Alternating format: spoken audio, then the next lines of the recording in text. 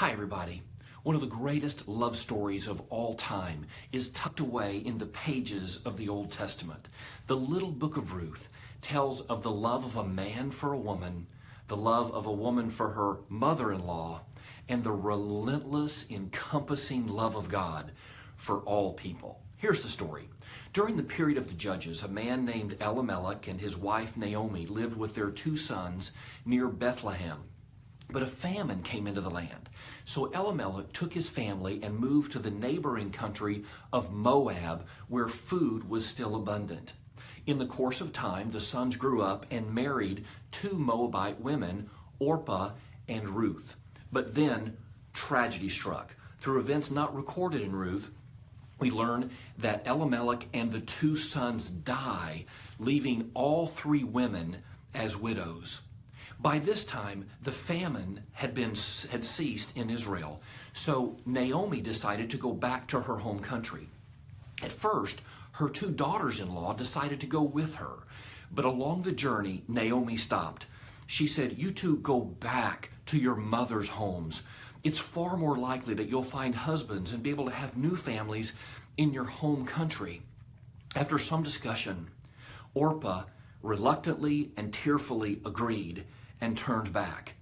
But Ruth would not be dissuaded. With words that have rung through the centuries, Ruth said to her mother-in-law, "Don't urge me to leave you or to turn back. Where you go, I will go. Where you stay, I will stay. Your people will be my people, and your God will be my God. Where you die, I will die and be buried.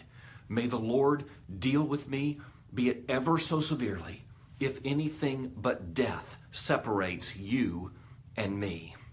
So with those words and pledge of unity, Ruth and Naomi proceeded on to Israel. When they got there, Ruth would go out into the fields behind the harvesters to pick up the grain that they dropped so that she and Naomi would have food to eat.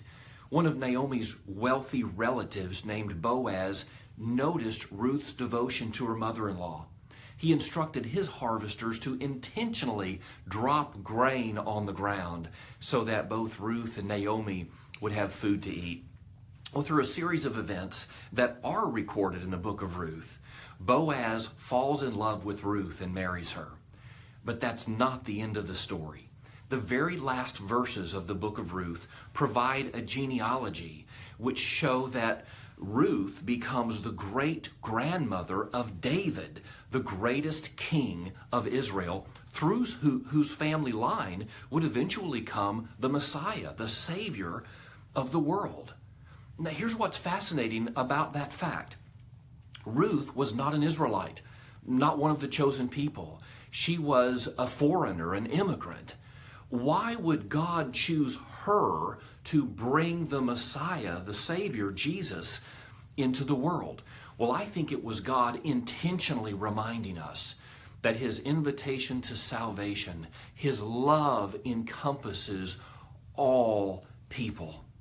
It's interesting that of the 5 women who are mentioned in the genealogy of Jesus, Tamar, Rahab, Ruth, Bathsheba, and Mary, 4 of them were foreigners, and 3 of them were engaged at some point in very dubious moral activities. What's up with that? It's the same thing that we see from the beginning of the Bible to the very end. In the book of Revelation, in John's vision of heaven, he says that he saw gathered around the throne of God people from every tongue, tribe, and nation. So from the beginning of God's love for people, the story of God's love, His plan of salvation in the Old Testament, to the very last pages of the New Testament, we see that God's love is for all people. Yes, the Israelites were the chosen people, but what were they chosen for? Not to be the only people who could know God, but to be the people through whom God would bring the Savior of the world. That's why John, in the Gospel of John, chapter 3, verse 16, John affirms so confidently these words, "For God so loved the world that He gave His only begotten Son, that whoever believes in Him should not perish, but have everlasting life. Now that's a love story worth retelling.